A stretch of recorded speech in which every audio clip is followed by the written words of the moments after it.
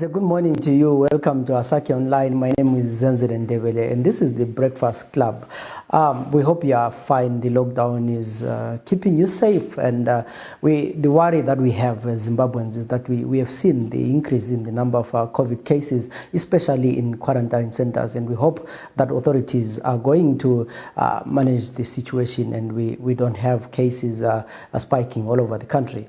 I mean, a few months ago, we were doing series where we were profiling ZAPU officials and ZIPRA officials, as well as the Gukurahundi series where we're talking to people about the effects of Gukurahundi. And we had taken a break because of COVID. We were not being able to, or we have not been able to talk to people, visit places and have these interviews. Today we resume this series, and we are starting our program with an interview with Abraham Nkiwane, who is one of the surviving senior ZAPU members. He's quite an interesting character with a lot of history, and in our part one today, he tells us about his background. The interesting part, when we went to do the interview with him, he insisted that the first part should be about the history, so that we know where he comes from, and where he comes from actually then influences the man he became. You know, Utienuba Ukuluake. Actually, while he was one of the Ibuto Ligalo Bengula.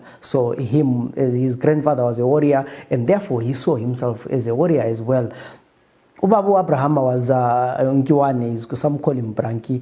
He was one of the first people to bring arms into the country around 1962. But he's also one of the pioneering members of the ZAPU High Command. He managed, while he was in the ZAPU Command, he was actually in charge of training and chief of personnel and training. So he managed to get a number of training centers, or establish training camps, or secure training facilities in countries like Soviet Union, South Korea, Egypt, Ghana, Zambia, Cuba. And also this man, he worked here. He was a teacher. He actually worked he worked as a teacher in Plumtree, Echehanga.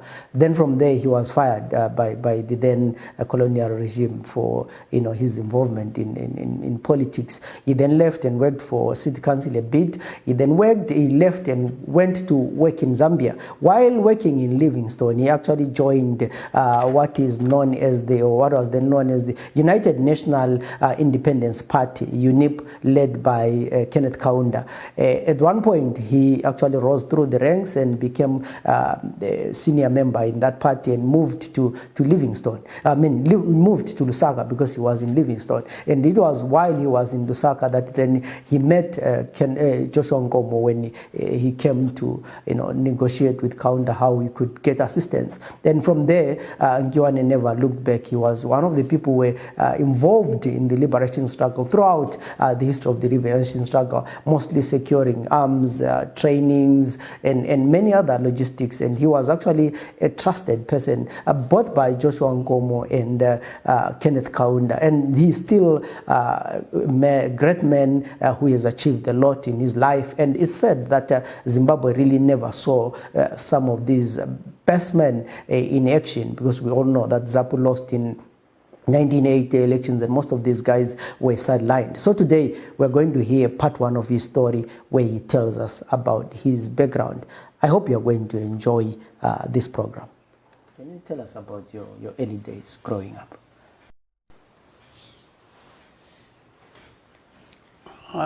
There's very little I can tell you about that period, because I grew up like all other African children, and there was very little except to herd goats and then cattle, and then play with all sorts of things, fighting in the bush. I don't know what it was leading to. Normally the bigger boys set us against one another, and they enjoyed the way we fought. And sometimes in that part we used our fists, but in other parts they used sticks. And that's everybody spent his day, his time doing at that time. At what point do you then get involved in politics? Politics, I got involved in politics very much later, because actually our home, our birthplace was Victory. We had a big village there called Nkiwane. That place is still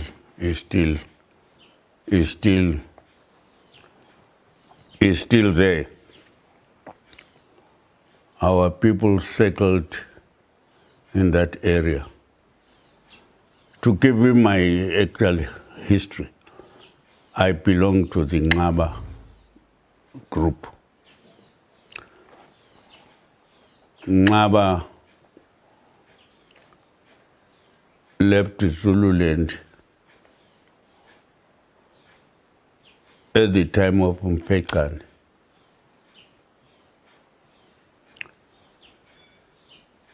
He moved northwards. Mind you, by the way, everybody in that part of South Africa had moved southwards from the north, from the east, north, and down to South Africa. Nobody was born there. Nobody was created there. Everybody was created. I believe the Bible is correct about the position where we were all created. We're all created in the Middle East, as a fact. We crossed into Africa, which country had no occupants in the form of the present human beings. It had the Hottentots. It had those people they called now Khoisans, who were called Bushmen at one stage of history. That was and it was the same in every other continent except even Europe was empty. That's why the Anglo-Saxons moved from Italy to England, to discover England. Every other portion of that land was populated by a certain group of people, not the present generation that we find today. So the Bible history is perfectly correct. We created all of us in one spot. That I will believe.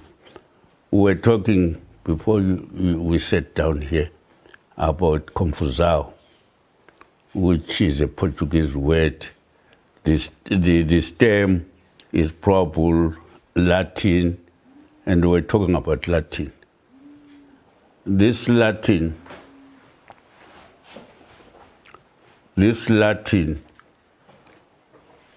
they must have come with it from somewhere. And it formed the stems of all words that human beings speak, whether they are Italians, the British, the Germans, the French, Canadians, or whatever. They all speak a bit of Latin. The beginning of their words may be Latin, or the end of their words may be Latin. It may have lost the actual sense, I don't know. But we then moved our great-grandfather, our not great-grandfather, but the leader of my clan was in Ngaba. The white men when they came and they were interested in establishing the history movement of the black men in that part of Africa, South Africa. Incidentally, the name was Nqaba, pronounced. But in Nqaba, they changed it to Nshaba. As I am speaking, I am of the Nshaba clan, which is a distortion. It should have been Nqaba, not Nshaba as in anxious. It should be Nqa, but they ended up saying Nshaba. As we grew up, I was one of the people who tried to find out where Nshaba was buried. We couldn't find. But where Nqaba was buried, we couldn't find. What happened to Nqaba, we couldn't trace. But in Nshaba, there was some direction. So nothing happened to Nqaba, but somebody lost the pronunciation of the name, and he was lost in total history. Then from Victory, as I say, our clan settled there. It was much earlier than the Mapotogos were in this country. The Mapotogos, meaning the Kumalos, the Msilikazi people, those came much later, and they found us settled at Nkiwane in Victory. They were directed by the white hunters, actually, history says, when they found them down near the Makhatikadi. I don't know what Msilikas was looking for. Probably was looking, because there's so much game in that place. Whether he was threatened by the game or what happened, I don't know. But the white men who were also looking for game, elephants, they were looking for the elephant tusks. They told them that they had met some people who spoke a similar language to the one that Mzilikazi was speaking out down there. Then Mzilikazi then realized there were some people who spoke Zulu somewhere. He only moved much later towards the south to discover who were already there.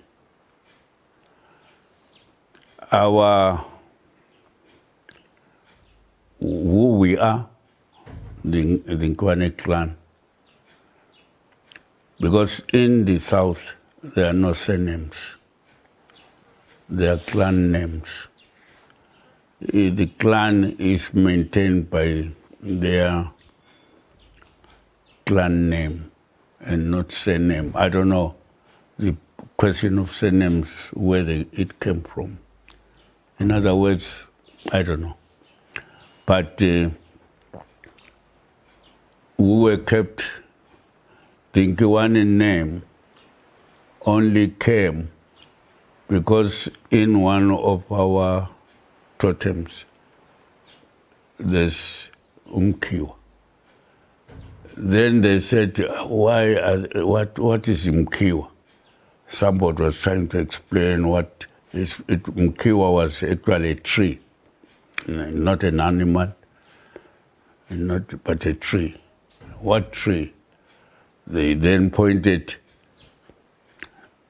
at a fig tree to somebody, which is in Nkiwane. And then the white men, I'm told, who were surveying, who were doing surveys, they had those gadgets, surveying equipment, I think. and some were pointing to some others. I don't know what was happening. Then these surveyors were told these are they call themselves the fig trees. That's why when they passed the fig tree, that whole place was called fig tree. Not because there were plenty of fig trees there, like plum trees. The plums were not, I don't know what caused them to believe plum tree was a place where plums were, I don't know. But that happened that way. That's how that's how we came about. So we lived in that place at Fig Tree.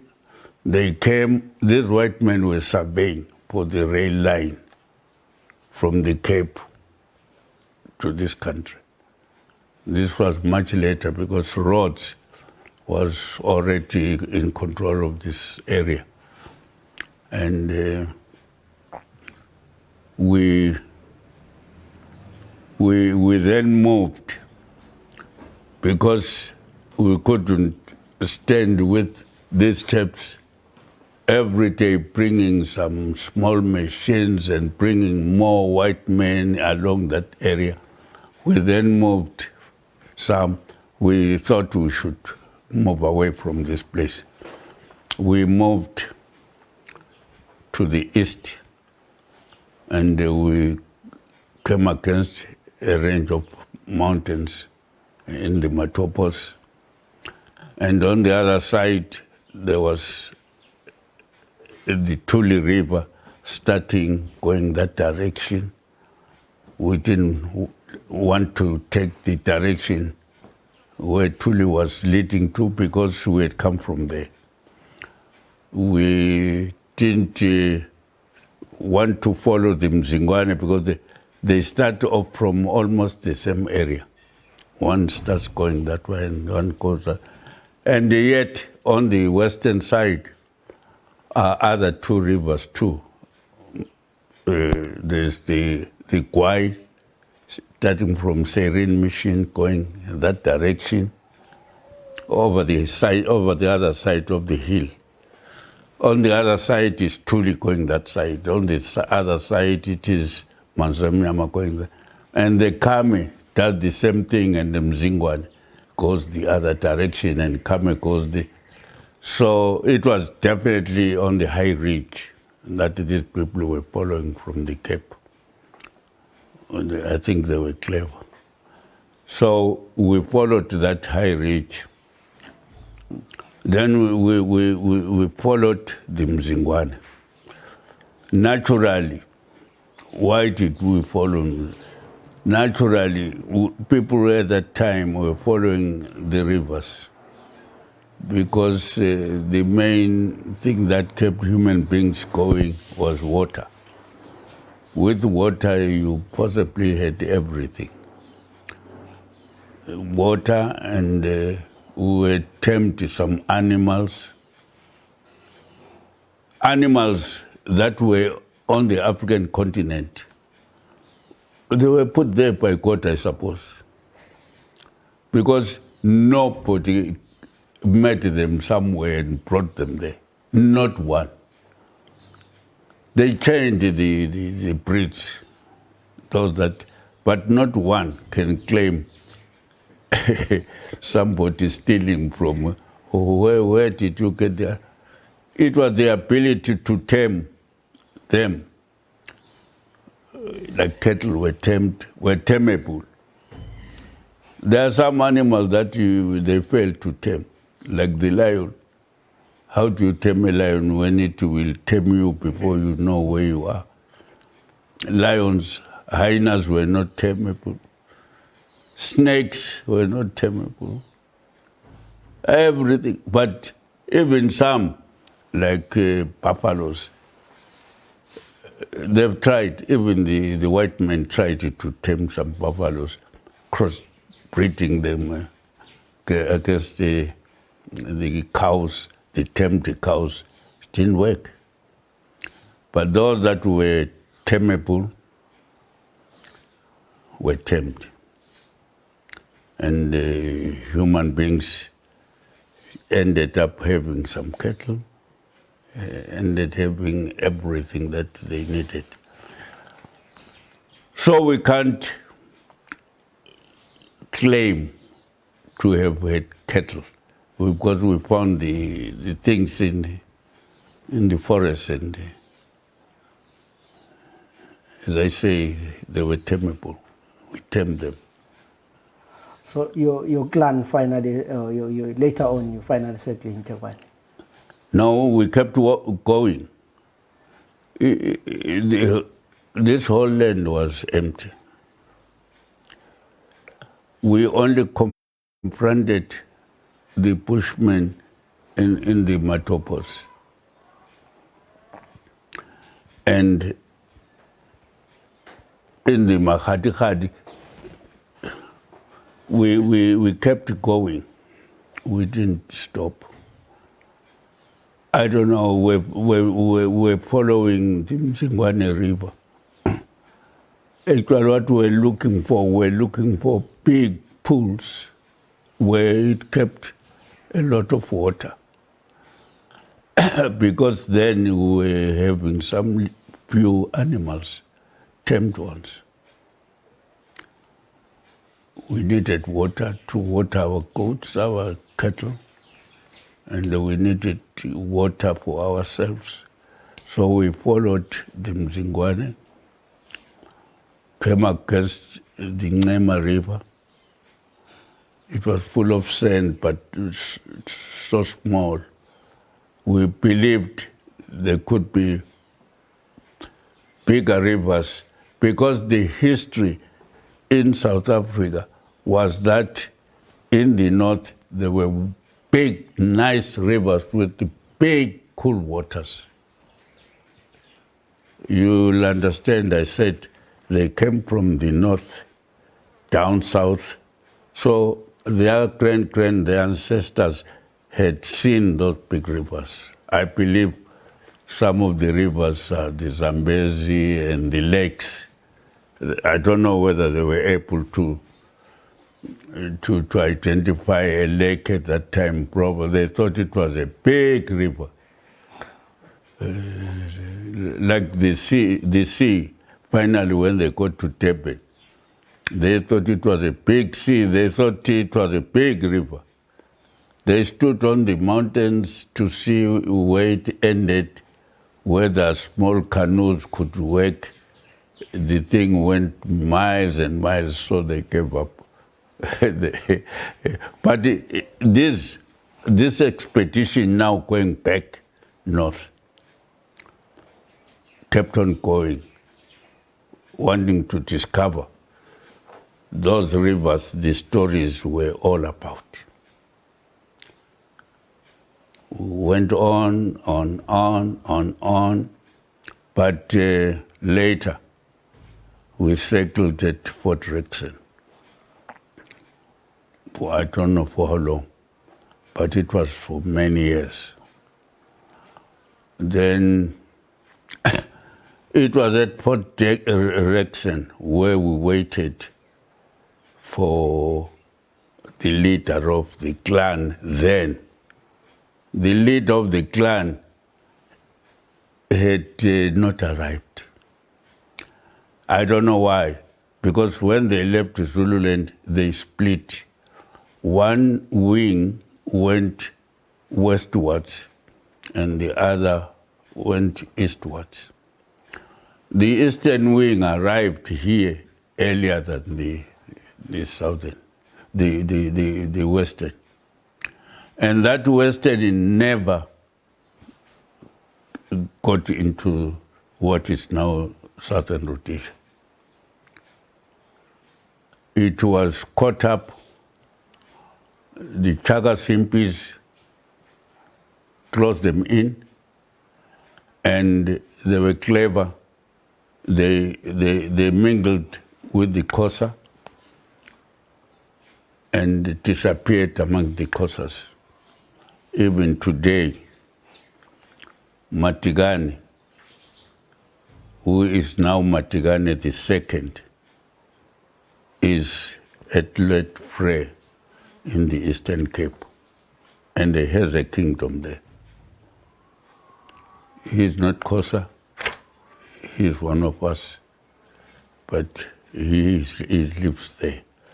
And our Matigane, who assumed a name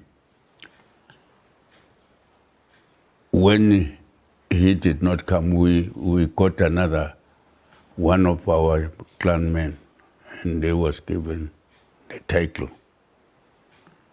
He moved up to Luakwelo. Even today, you have near Luakwelo Mission, you have Matigane.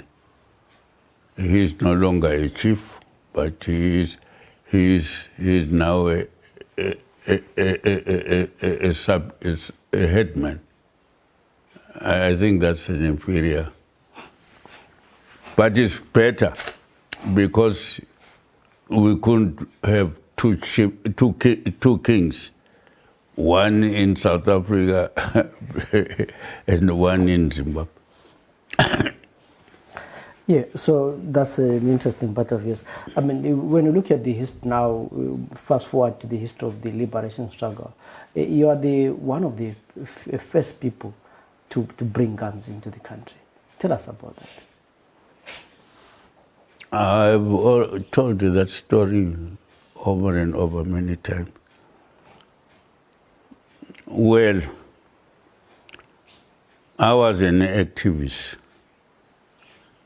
from Iguana, as I just stated, that from losing my teaching job, I came to Bulawayo. It was first time to live in the townships. That Makokoba was a place when you got home to the rural areas, you had stories to tell. I don't know whether it carries any more stories now or is a dead place. It was a place. You learned many things as you got into that place. People, even the Ndebeles who lived there, they kept their tradition. They knew what had happened to their king. Of course, all of us at that time were, because we also spoke the same language, we were not strangers to the Ndebeles, so we worked together. And some of our men were absorbed into that Ndebele crusade against the pioneers, the colonial pioneers. And some of our, one of my grandparents actually led the ZAPU regiment that fought on the Shangani. And I saw him in 1941. His hand,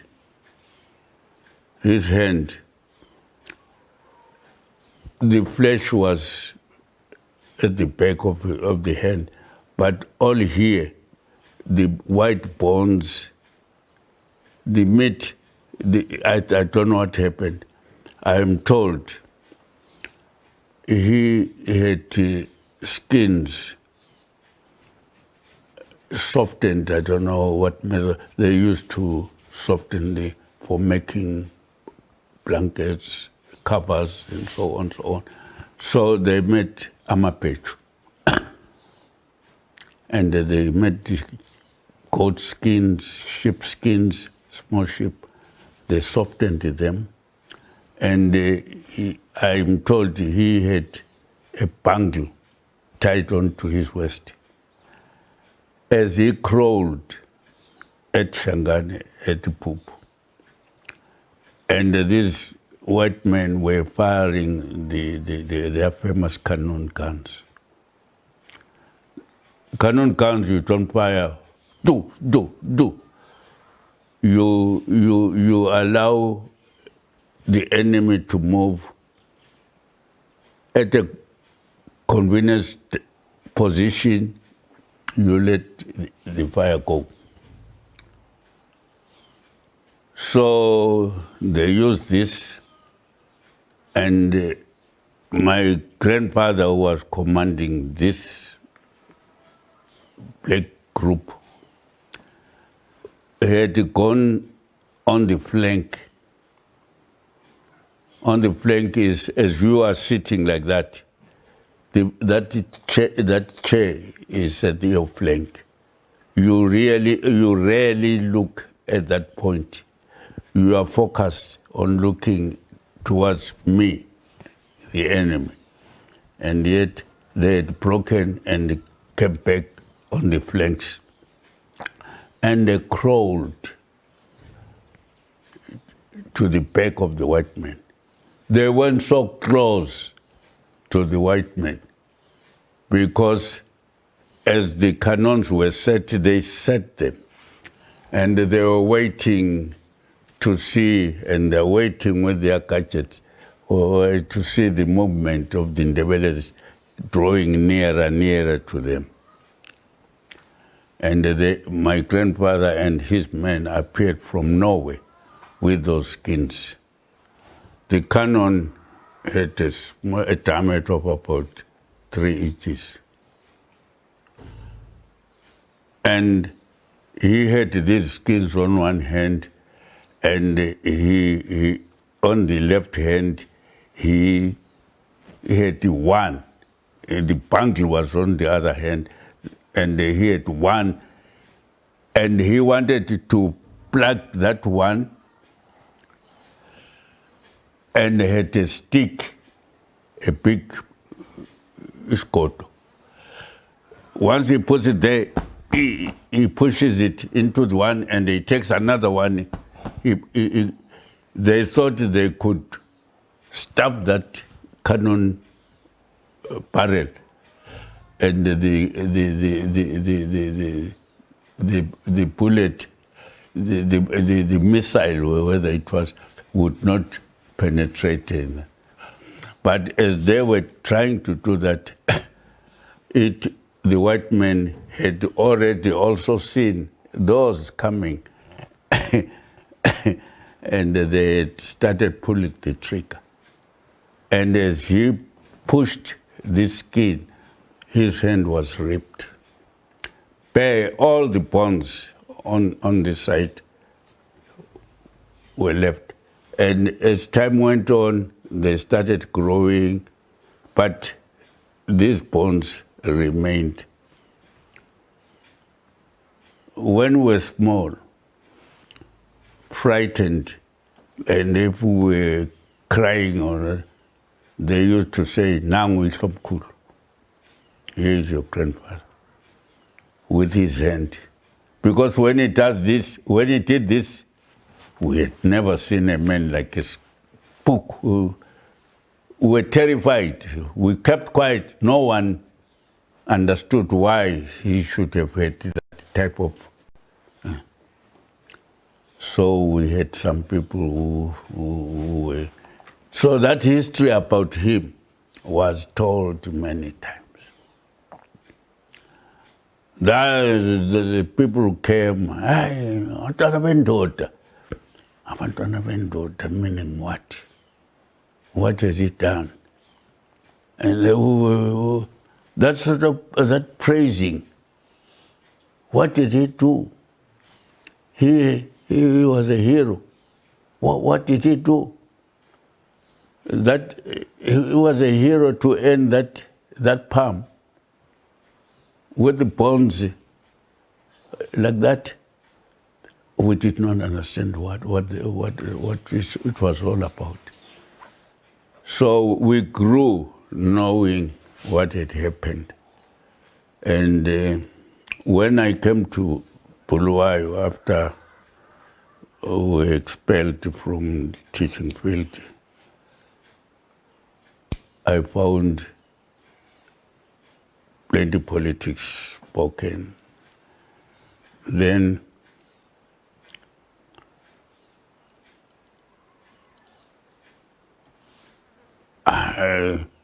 I then put it together. I realized I belong to that stock, brave stock. I didn't hate white men because I thought white men were like God at that time. I didn't. You hate, how do you? But even that minister who finally pronounced we are fired on the day the schools were opening, we did not hate him because when we got to Bulawayo, we got good jobs. Some went back to teaching, some said, Pagarol, we're not going back to teaching. And I didn't go back to teaching, but I was comfortable at a job I got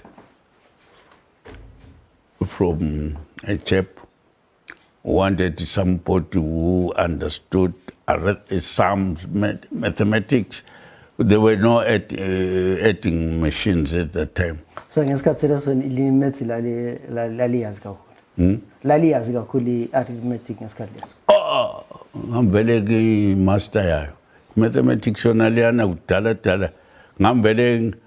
Ngangibele mina adding figures. Ngangingehla le figures. Ngisuka kuli figure. Ngazi value yale engaphansi lapha ngicina sengiyazile sengehlile sengilokhu isekhanda ngisehla ngisenze that I calculated. That's why I ended being encouraged to do accounting. I tried to do accounting. I tried to get back to South Africa, and I had already done my junior certificate, by the way. And anybody who had junior certificate at that time was most educated man.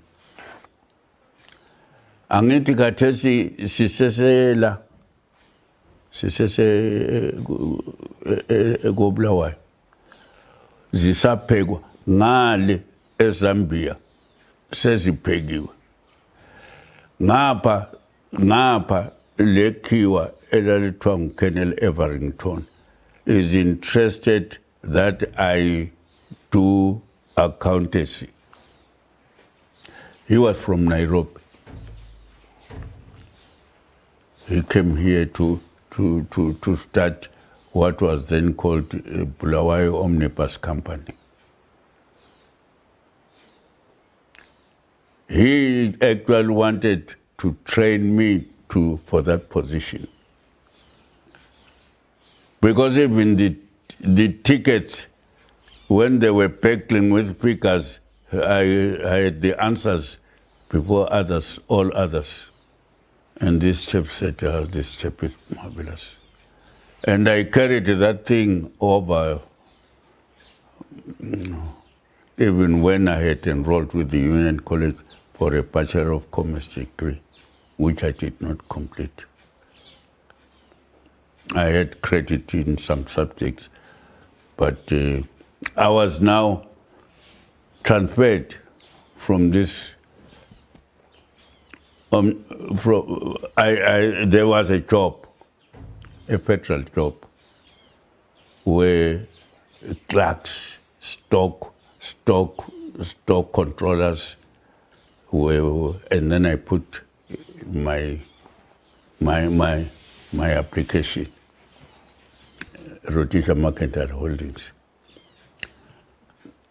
together with a letter from my previous boss, who already had an impression that I could make a wonderful accountant. He wrote well. And for that reason, the Union College I was dealing with was able to, because I'm practically doing the work there, I was transferred to Zambia. In Zambia, the Federation had 184 trading shops in all Zambian towns. And I was one black man among 6 white men who had come from Masvingo, what was it for? Masvingo before it was Masvingo. Fort Victoria. Fort Victoria. Fort Victoria, who had come and they all over. And I was the only black man there.